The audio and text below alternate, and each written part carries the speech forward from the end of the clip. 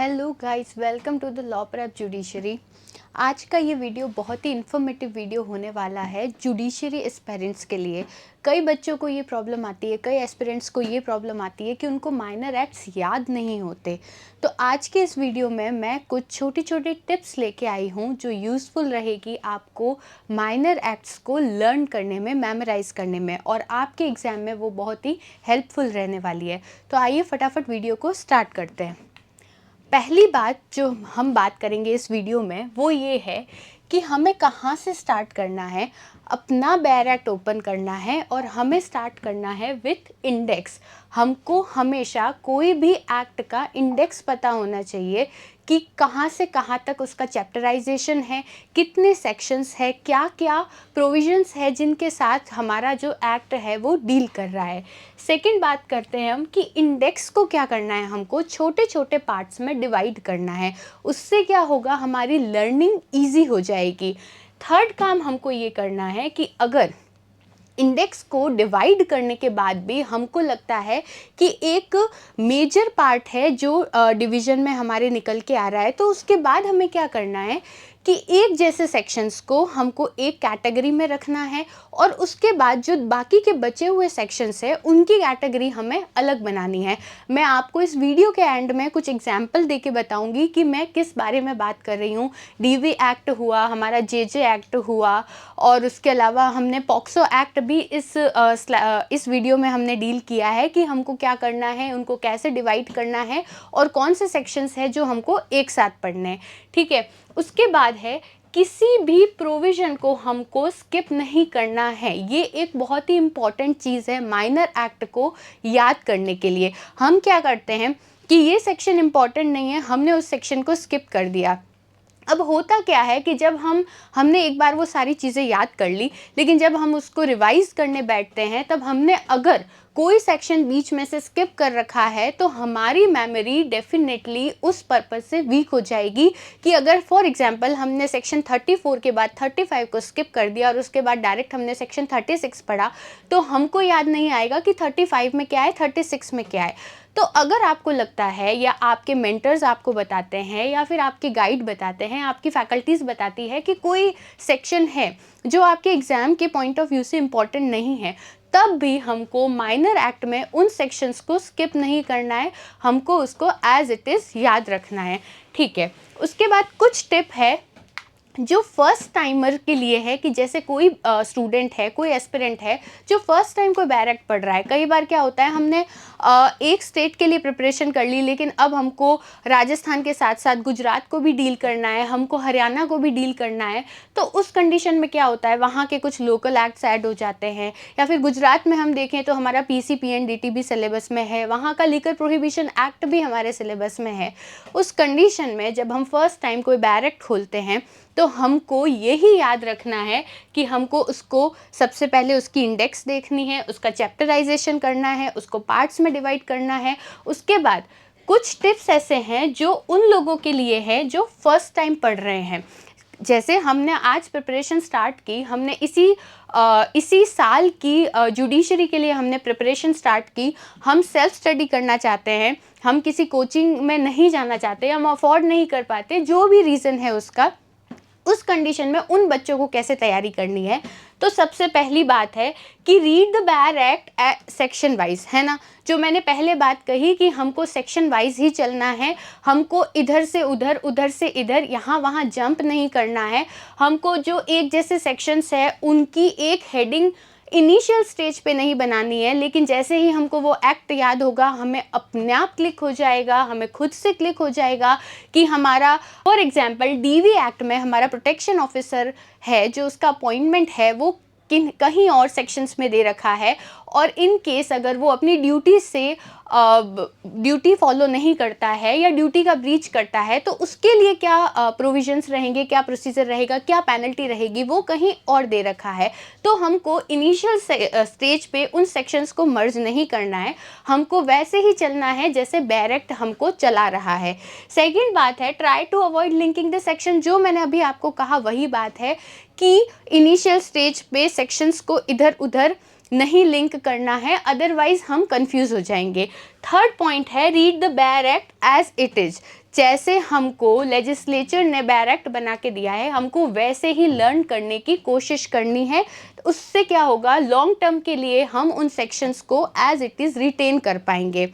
इस स्लाइड में हम ये बात करेंगे कि हमारे राजस्थान जुडिशियल सर्विसेज में कौन कौन से एक्ट्स है और उनमें कितने सेक्शन है, तो हमको ये आइडिया लग जाएगा कि उसकी इंडेक्स और उसकी चैप्टराइजेशन हमको कैसे करना है। तो फर्स्ट है हमारा प्रोबेशन ऑफ ऑफेंडर एक्ट। सिर्फ छोटा सा एक्ट है, सिर्फ उसमें 19 सेक्शंस है, तो उसमें चैप्टराइजेशन करने की ज़रूरत नहीं है। एक्ट में भी कोई किसी प्रकार का कोई चैप्टराइजेशन कर नहीं रखा है, तो हमको 1 to 19 याद करना है। छोटा एक्ट है, ईजी है लर्न करने में। सेकेंड है हमारा indecent representation of women act. उसमें सिर्फ 10 ही सेक्शन है। अगेन हमको ज़्यादा इसमें भी लोड लेने की ज़रूरत नहीं है, बहुत इजीली लर्न हो जाता है। तीसरी बात है हमारी स्पेसिफिक रिलीफ एक्ट की, तो उसको आपको चैप्टराइजेशन करके ही लर्न करना पड़ेगा, कोई भी सेक्शन स्किप नहीं करना है। फिर है हमारा पॉश एक्ट, जो हमारा है protection of women from sexual offences act at work place. उसमें भी 30 सेक्शंस है, बहुत बड़ा एरिया नहीं है। उसके बाद है हमने डीवी एक्ट लिया, पॉक्सो एक्ट लिया और जेजे एक्ट लिया। इन तीनों का चैप्टराइजेशन और इंडेक्स डिवीजन मैंने इस वीडियो में आगे डील किया है। तो आइए हम देखते हैं कि इन तीनों एक्ट्स को हमें कैसे याद करना है, क्योंकि ये तीनों एक्ट हमारे एपीओ के लिए भी इम्पॉर्टेंट है। चलिए सबसे पहले हम बात करते हैं डोमेस्टिक वायलेंस एक्ट की। डोमेस्टिक वायलेंस एक्ट में जैसे आप चैप्टराइजेशन करोगे, आपको ये चीज़ याद रखनी है कि वो कब एनफोर्स हुआ, उसके अलावा उसका एक्ट नंबर क्या है। सेकंड हमको याद रखना है कि चैप्टर 1 में जनरली सारे माइनर एक्ट में प्रिलिमिनरी में शॉर्ट टाइटल एक्सटेंट और डेफिनेशन क्लॉज होता है जनरली, ठीक है। तो ये है हमारा सेक्शन 1 to 2। सेकेंड चैप्टर में है हमारा डोमेस्टिक वायलेंस की डेफिनेशन, कहते किसे हैं, वो है सिर्फ एक ही सेक्शन है हमारे चैप्टर 2 में, जो कि है सेक्शन 3। नेक्स्ट है powers and duties. Powers and duties किसकी, प्रोटेक्शन ऑफिसर्स की, सर्विस प्रोवाइडर्स की, स्टेट गवर्नमेंट की, कि डीवी को क्योर करने के लिए वो लोग क्या क्या एक्शंस लेंगे, वो सारी ड्यूटीज़ हमें दे रखी है 4 to 11 में। उसके बाद हम बात करते हैं प्रोसीजर फॉर ऑब्टेनिंग रिलीफ। अब इसको हमने फर्दर डिवाइड किया है कि प्रोसीजर कहाँ से कहाँ तक है, तो वो है हमारा 12 to 16 तक। उसके अलावा रिलीफ सेक्शंस है कि क्या क्या रिलीफ प्रोवाइड किए गए हैं by legislature to the women who is aggrieved under the domestic violence act, तो वो दे रखे हैं हमारे 17 to 23 में। उसके बाद में अपील का प्रोविजन अलग से दे रखा है हमारे सेक्शन 29 में। उसके बाद मिसलेनियस है, वो 30 to 37 साथ ही सेक्शन है, इजी सेक्शंस है कि अगर ब्रीच होता है प्रोटेक्शन ऑर्डर का तो क्या पेनल्टी रहेगी, जो हमारा प्रोटेक्शन ऑफिसर है अगर वो अपनी ड्यूटी फॉलो नहीं करता है तो क्या पेनल्टी रहेगी, कॉग्निजेंस कौन लेगा, कैसे लिया जाएगा, कब तक ऑर्डर वैलिड रहेगा। तो इस तरीके के कुछ सेक्शंस है इंपॉर्टेंट है जो मिसलेनियस में डील किए गए हैं। नेक्स्ट हम बात करते हैं पॉक्सो एक्ट की। पॉक्सो एक्ट में 14 नवंबर को इन्फोर्समेंट हुआ। उसके अलावा एक्ट नंबर 32 ऑफ 2012 है, ये हमें याद रखना है। उसके बाद में चैप्टर 1 में मैंने आपको पहले ही बताया प्रिलिमिनरी और डेफिनेशन क्लॉज है, शॉर्ट टाइटल एक्सटेंट और हमारा डेफिनेशन क्लॉज रहेगा। सेकंड है हमारा, अगेन आप देखो कि इस एक्ट में बहुत ही अच्छी तरीके से ऑफेंसेस को डील किया गया है, तो हमको इजीली लर्न हो जाता है। पहला इसमें दे रखा है कि 3 to 12 में हमारे सारे ऑफेंसेस दे रखे हैं जो भी बच्चों के अगेंस्ट होते हैं। उसके बाद है इसको 2-2 की बंच में डिवाइड कर रखा है, तो हमें इजी याद होगा। पेनिट्रेटिव सेक्सुअल असॉल्ट और उसकी पनिशमेंट दे रखी है 3 to 4 में। एग्रेवेटेड पेनिट्रेटिव असॉल्ट एंड इसकी पनिशमेंट दे रखी है 5 to 6 में। सेक्सुअल असॉल्ट की डेफिनेशन और उसकी पनिशमेंट दे रखी है 7 to 8 में। और लास्ट है सेकंड लास्ट है एग्रेवेटेड सेक्सुअल असॉल्ट और उसकी पनिशमेंट दे रखी है 9 to 10 में। और उसके बाद में सेक्सुअल हरासमेंट की पनिशमेंट दे रखी है और डेफिनेशन एंड पनिशमेंट दे रखी है 11 and 12 में। उसके बाद में इन्हीं ऑफेंसेस की अटेम्प्ट एंड अबेटमेंट के बारे में प्रोविजंस दे रखे हैं हमारे 13 to 18 में। उसके बाद में प्रोसीजर है कि कैसे रिपोर्टिंग होगी, किसको रिपोर्ट करना है, ये सारी चीज़ें दे रखी है हमारे 19 to 23 में। उसके बाद में बच्चे के जो एविडेंसेस है उनको कैसे रिकॉर्ड किया जाएगा वो दे रखा है 24 to 27 में, कि क्या क्या गाइडलाइंस इश्यू होगी, कौन रिकॉर्ड करेगा, कैसे रिकॉर्ड करेगा, कहाँ पे रिकॉर्ड करेगा, ये सारी चीज़ें दे रखी है हमको 24 to 27 में। उसके बाद में स्पेशल कोर्ट कौन होगी, स्पेशल पब्लिक प्रोसिक्यूटर कौन होगा, उनकी क्या पावर्स रहेगी, वो वो सारी चीज़ें दे रखी है हमको 28 to 32 में। और उसके बाद इम्पॉर्टेंट है कि स्पेशल कोर्ट का प्रोसीजर क्या रहेगा, और उसके अलावा इनकी पावर्स क्या क्या है स्पेशल कोर्ट की, वो दे रखी है हमको 33 to 38 में। और उसके बाद में मिसलेनियस का प्रोविजंस हमारे लास्टली दे रखा है 39 to 46 में। तो इस तरीके से अगर हम किसी भी एक्ट का चैप्टराइजेशन करते हैं, उनके सेक्शंस को उनके बंच की तरह अलग अलग कैटेगरी में डील करते हैं, तो हमको इजीली लर्न हो जाता है। नेक्स्ट हम बात करते हैं जुवेनाइल जस्टिस एक्ट की। स्टूडेंट को ये एक्ट याद करने में बहुत ही प्रॉब्लम आती है, इसलिए मैंने इसका चैप्टराइजेशन खुद किया है।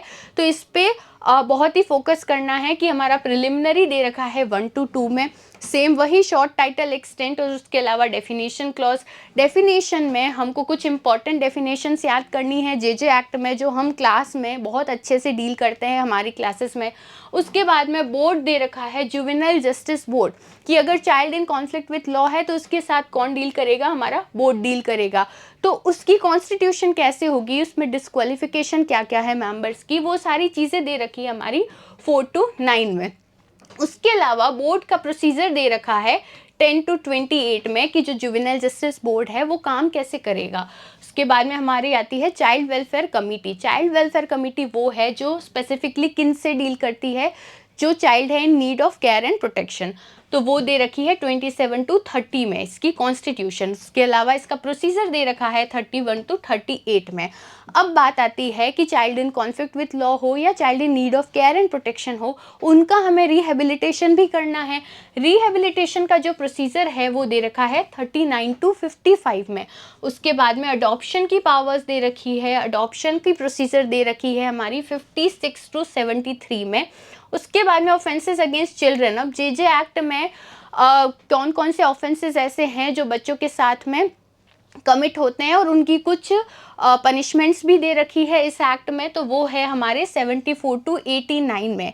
ये एरिया इम्पॉर्टेंट है इस पॉइंट ऑफ व्यू से, क्योंकि हम पॉक्सो में भी पढ़ते हैं बच्चों के अगेंस्ट ऑफेंसेस, और यहाँ भी पढ़ते हैं पॉक्सो में हम पढ़ते हैं सेक्सुअल ऑफेंसेस के बारे में स्पेसिफिकली, और जे एक्ट में अदर ऑफेंसेस दे रखे हैं जो कि बच्चों के अगेंस्ट कमिट होते हैं। उसके बाद में है मिसलेनियस है 92 to 1112। इसमें हमको अपील के प्रोविजन, रिविजन के प्रोविजंस, डिटर्मिनेशन ऑफ एज कैसे होगी जुवेनाइल है, तो ये सारी चीज़ें हमको दे रखी है। तो आज का ये वीडियो बेसिकली इसलिए बनाया गया था, इस पॉइंट ऑफ व्यू से बनाया गया था कि बहुत सारे बच्चों की क्वेरीज आ रही थी कि हमको माइनर एक्ट याद नहीं रहते। तो मेरे इस वीडियो में मैंने ये कोशिश की है कि आप लोगों को चैप्टराइजेशन करके एग्जाम्पल के साथ बताया जाए कि आपको कैसे कौन सा एक्ट लर्न करना है। उसके बाद अगर आप एपीओ के लिए प्रिपेयर कर रहे हैं तो हमारा स्पेशल बैच चल रहा है हमारा। उसके बाद अगर आप एपीओ के लिए प्रिपेयर कर रहे हैं तो हमारा स्पेशल बैच चल रहा है 100 डेज़ का। ये बैच होने वाला है 18 मार्च से स्टार्ट हो गया है। अगर आप कोड यूज़ करते हैं तो आपको बहुत ही कम अमाउंट में आप ये कोर्स परचेज कर सकते हैं। सिर्फ 2999 का कोर्स ही आपको पड़ेगा, 100 डेज़ का है। कंप्लीट सिलेबस कवर करवाया जाएगा। आपका हिंदी और इंग्लिश दोनों मोड में रहेगा। हिंदी और इंग्लिश लैंग्वेज की भी प्रैक्टिस करवाई जाएगी। प्री और मेंस दोनों के लिए ये बैच डेडिकेटेड है। तो अगर आपको प्रिपरेशन करनी है तो प्लीज़ फटाफट से इनरोल करो। स्वाति 777 आप कोड यूज़ करो, you will get the major discount. Okay, चलो, और इन्फॉर्मेटिव वीडियोस के लिए सब्सक्राइब करें Law Prep Judiciary. Thank you so much.